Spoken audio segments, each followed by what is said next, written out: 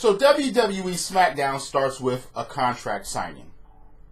Daniel Bryan, Stephanie McMahon, Shane O'Mac, and Rowan are already in the ring. And they're going to introduce Daniel Bryan's opponent for WWE Fastlane, which we all know who it is, or was. The thing about it is, they run down the accolades and play video montages for Kofi Kingston. They show that he's, and they show and say the shit that we already knew. Former United States champion, former Intercontinental champion, tag team champion with the New Day, and with other people. Royal Rumble spots, and they play a couple of the cool ones with the JBL chair and the handstand. The handstand, that was one of the best things I ever seen in Royal Rumble history. That was one of the best things to not get eliminated from the Royal Rumble. Because not everybody could pull that off. Period. It's just... But anyway, they introduced Kofi Kingston, who comes out with the New Day. And Kofi is celebrating. And then he makes a speech. And like I say, I gave credit to the intro that they gave this man. Because they were like, finally, he's going to get a one-on-one WWE Championship opportunity. And that's all pretty much he asked for. And that's what he said on the microphone. For 11 years, I fought and clawed and did all I could to get here. And he turned to Daniel Bryan. He said, at Fastlane, I will beat Daniel Bryan and become the new WWE Champion. He sits down and he's about to freaking sign the contract, and Vince McMahon music hits. And I'm like, oh no. No, he's not coming out there to celebrate or anything like that. He's going to fuck things up. So, fuck things up he did, because he didn't even come down the aisle. He stands at the top of the ramp and he announces, yeah, Kofi Kingston, basically, fuck you, motherfucker, you're not getting your title shot. I have somebody that's better than you, that's more deserving than you, that's going to get championship title match. This man, Kevin Owens. Now I'm like, wait a minute.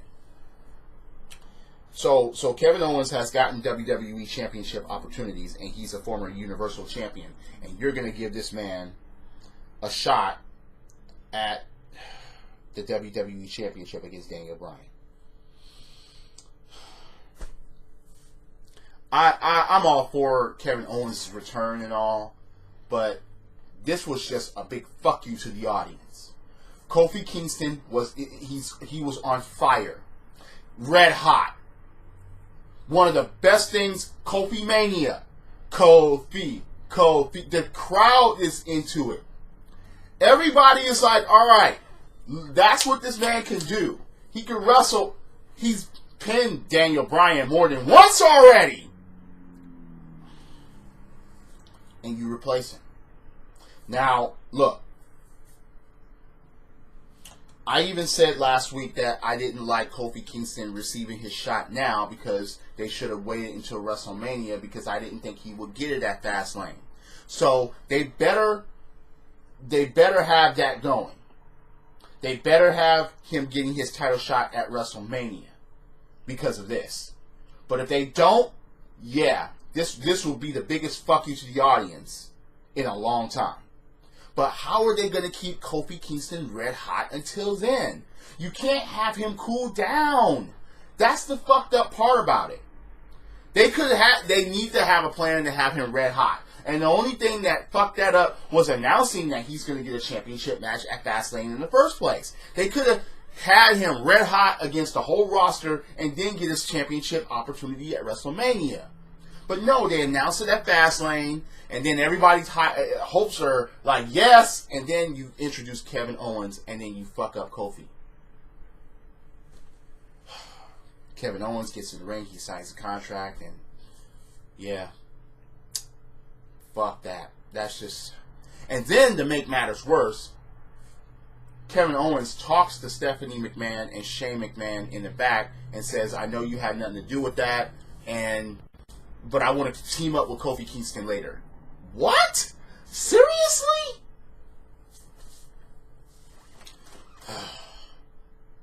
So the Hardy Boys are back together. Okay, so Matt Hardy is back. Where the fuck is Bray Wyatt? And how did Matt get from Raw to SmackDown again? Yeah, WWE logic, people. Oh, so one of the best news this is a long time. The Honky Tonk Man is going to the Hall of Fame. I guess they couldn't announce it on Monday because of all the segments that they had that were wrong and that were long on Raw. But Honky Tonk Man going to the Hall of Fame. He held this for the longest. He's the longest Intercontinental Champion of all time. Call him the greatest? Maybe that's a far stretch. But, yeah.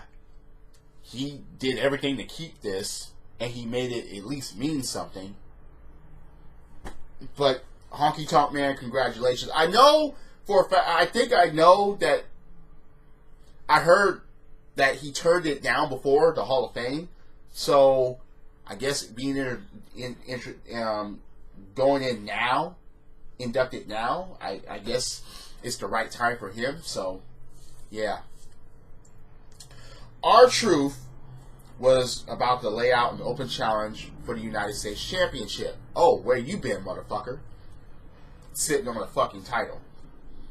And Andrade was going to answer the challenge, but then is attacked by Rey Mysterio from behind, and then Rey Mysterio gets in the ring and is like, no, I want the challenge. Andrade gets the ring, and he's like, I want the challenge. And R-Truth was like, in this situation, I think, what will John Cena do? And Carmelo's like, yeah, take them arm at once. And so R-Truth does that, and he retains the United States Championship. That's fine. I'm not against that. At least he put himself in a triple threat. I mean, he didn't have to get pinned to get the belt, but oh well. Charlotte Flair comes out and she bores us. Talking about Becky and Ronda fear her, and she would never lay down the title. And she'll go to Raw, and Vince McMahon will announce her as the new Raw Women's Champion. That's basically the gist of it. Aleister Black and Ricochet once again teaming up against Rusev and Nakamura. You see, now let's go back to the Kofi Kingston thing for a moment. Remember, Rusev Day was red hot. Nakamura, he was red hot. Look how far they've cooled down. They were both WWE Championship contenders. Even Rusev got a one-on-one championship opportunity. And now, look at them. So, Kofi Kingston, he's in a situation now where he's not even going to get the opportunity. And now, they're going to cool him down and fuck things up. Even though he was on fire, people. Not just red hot. He was on fire. Kofi fucking mania. But, again, and Rusev and Nakamura loses against Aleister Black and Ricochet. Yeah. Rusev and Nakamura were in NXT before, too.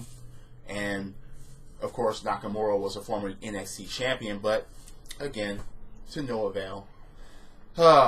And then you have the debacle of fucking us in the ass by having Kofi Kingston team up with Kevin Owens against Daniel Bryan and Rowan. And Kevin Owens hits a fucking Stone Cold Stunner in order to win the match. And I'm just like, the middle fingers just continue, people. This is just, oh no. And Kofi Kingston and Kevin Owens just talk in the ring, and then the show ends, and I'm just like, yeah, this was garbage. This was... So, Vince McMahon, I thought this was good. Oh, see, this is the thing. Triple H, Steph, Shane, Vince, for the fans now. It's going to be for the fans. It's a new era, and no more general managers, no more commissioners. It's going to be them making the decisions. It's going to be for the fans, blah, blah, blah, blah, blah. Wrong. Same old shit. Same old shit. Anyway, I'm done. I'm done here. You think my opinions are full of shit? You agree or disagree with me? Comment below. Hit that like button, hit subscribe if you're on YouTube. Ring that bell for notifications as well. If you're on Spreaker.com or on Apple's iTunes, once again, thank you for following. And it's just, wow. Cooling down someone that was on fire like that. Fuck you, WWE. Drop kicks, body slams, throwing motherfuckers over the top rope, both feet hitting the floor. Yes, I'm a wrestling fan. This is the theme, and the theme is go. Credits.